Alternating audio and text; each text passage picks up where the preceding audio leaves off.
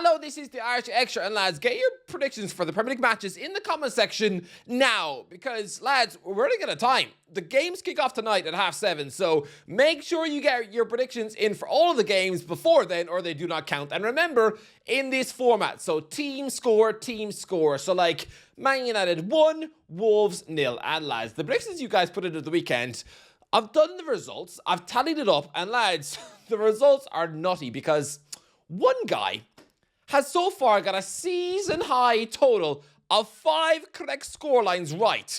Mr. Culliga.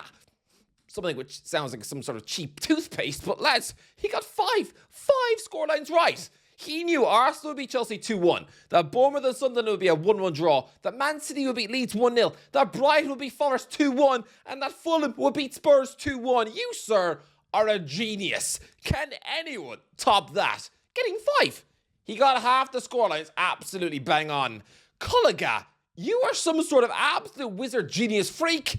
Honestly, he merits a phone call from NASA or something. Like, that's good enough to get on the news. I don't think I've ever got 5 scorelines right in my life. That is freaky.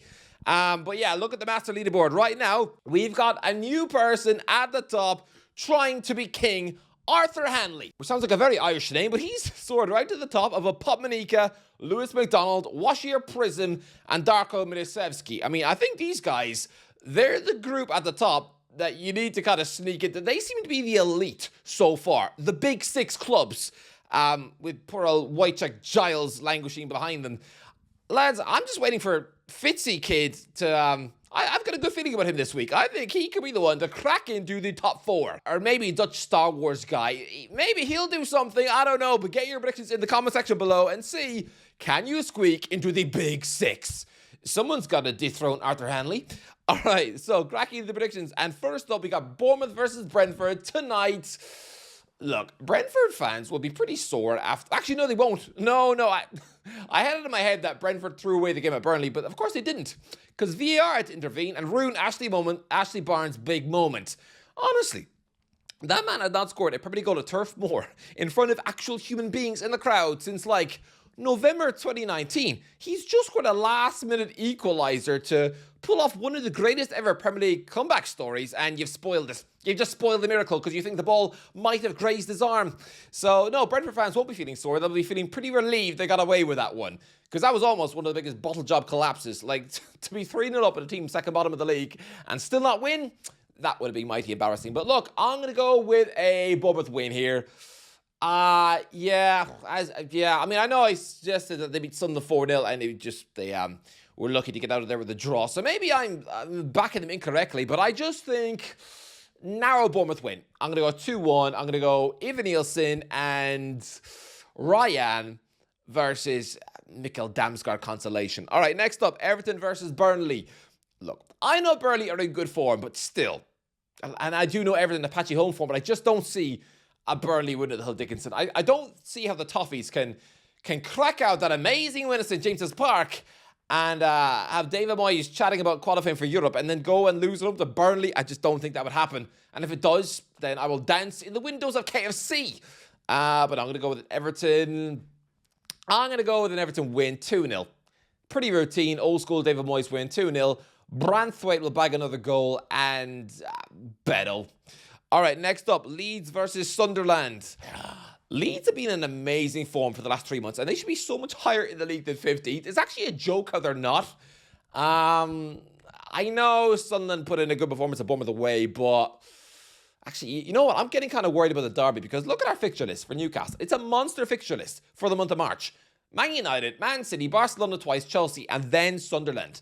Well, Sunderland have like an easy FA Cup game and just a couple of Premier League games. They really don't have any mentally exhausting or grueling matches to get in the way of their fitness before that match. So I'm not getting the excuses ready. I'm just saying that I'm worried. Okay, I remember starting the season, I think I said that Newcastle would win the Time Wear derby, both games, with an aggregate of like 10-0.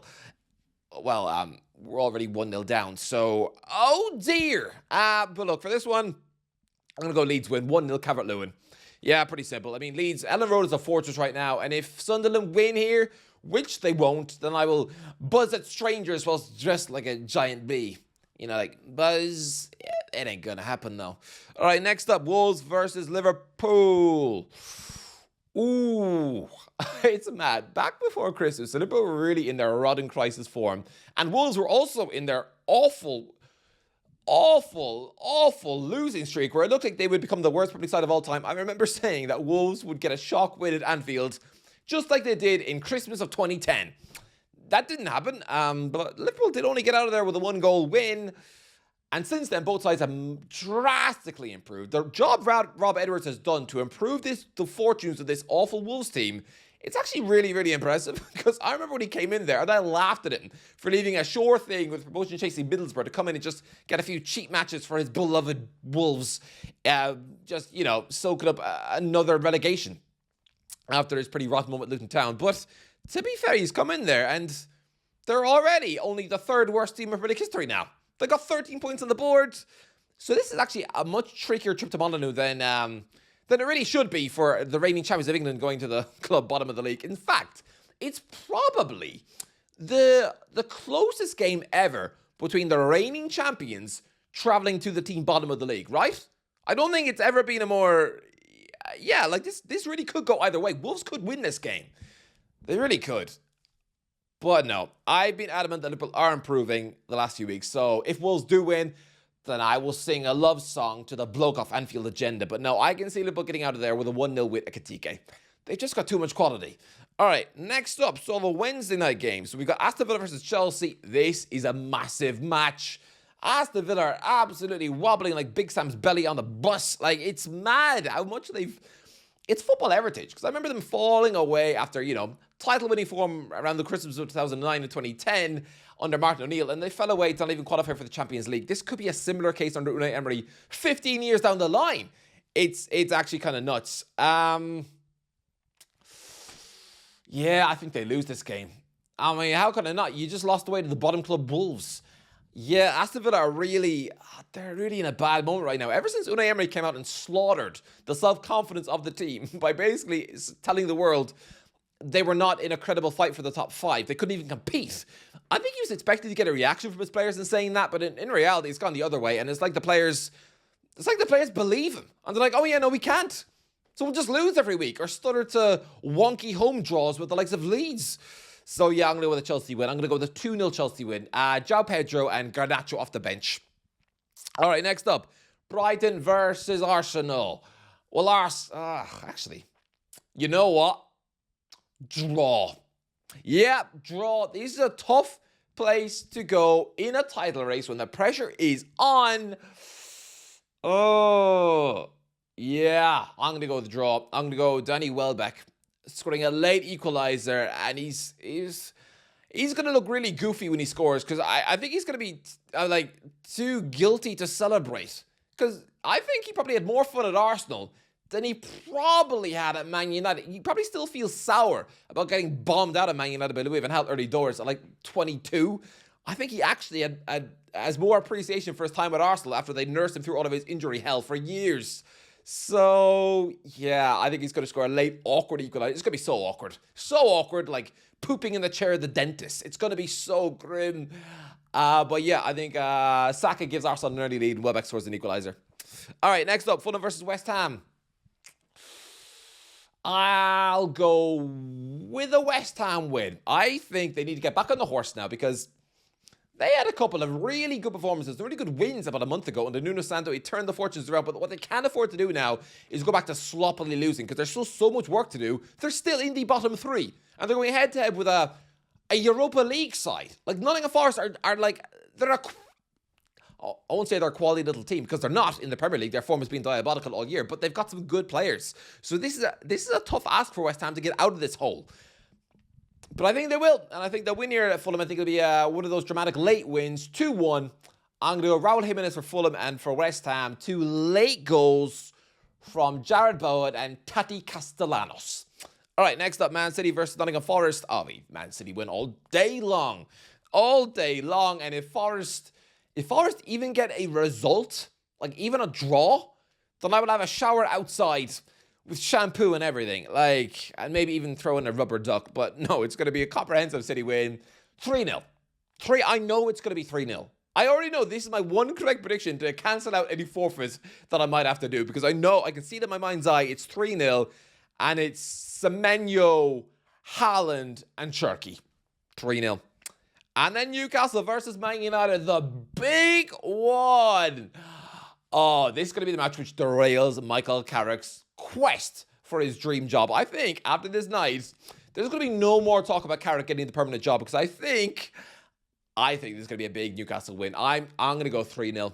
I think it's going to be like January 2012 when Newcastle, having not beaten Man United in like over a decade, romped to a surprise shock 3-0 win. It was amazing. The Yohan Cabaye free kick. I've even got the DVD of the whole game. It was just beautiful. I'd never seen Newcastle beat Man United ever. And so to do it with such a comprehensive victory, it was so beautiful. Because bear in mind, I went to school with a lot of Man United fans, during which time Newcastle got relegated. That wasn't much fun, so that win was sweet. And I think Newcastle going to bounce back and make certain fans out there look like absolute silly billies for continually speaking about Eddie Howe as if he's got absolute waffle brains. 3-0. I'm going to go Jacob Murphy. I'm going to go Anthony Gordon and Yohan Wissa off the bench. 3-0. And if Man United do win this match, then I will go hunting for True Geordie with a sign and everything in one of the posh Newcastle neighbourhoods until I find his house. That is what I will do by Newcastle winning this game. All right, finally, Spurs versus Crystal Palace. Spurs are in an absolute hold, and I really do think they're going to sack Igor Tudor any minute now. I think this could be maybe the shortest reign in Premier League history. How long did Frank de Boer get? 4 or 5 games? I think Tudor could get less. I think once Spurs lose this match and show that they're sinking, absolutely sinking like Susan Boyle in a pool, then yeah, I think he could get the big heave-ho, and they could just want to start again with a fresh interim. Again, Slaven Bilic seems like a nice man. You could do worse if you just want like a cuddly teddy bear to, cajole these low on confidence players through the rest of the season, because there's good players in here. There's good players in the Tottenham squad, and they can absolutely get out of this, but they need a warm hand around the shoulder, like what Kevin Keegan used to do, or Harry Redknapp, something like that. So yeah, I'm going to go 1-0 Crystal Palace. Brennan Johnson. Tottenham getting dug lower and lower into the relegation battle by their Europa League final hero, who they probably shouldn't have sold. All right, that is the predictions. Get your comments in, get your predictions in, and see who can overthrow Arthur Handley, and can anyone get even close to what Colliga just did. Honestly, that's some Guinness World Book of Records stuff. It was insane work. Anyway, that's the end of the video. Enjoy the video. Don't forget to give a like, share, it ways. I'll talk shit or waffle you in a while.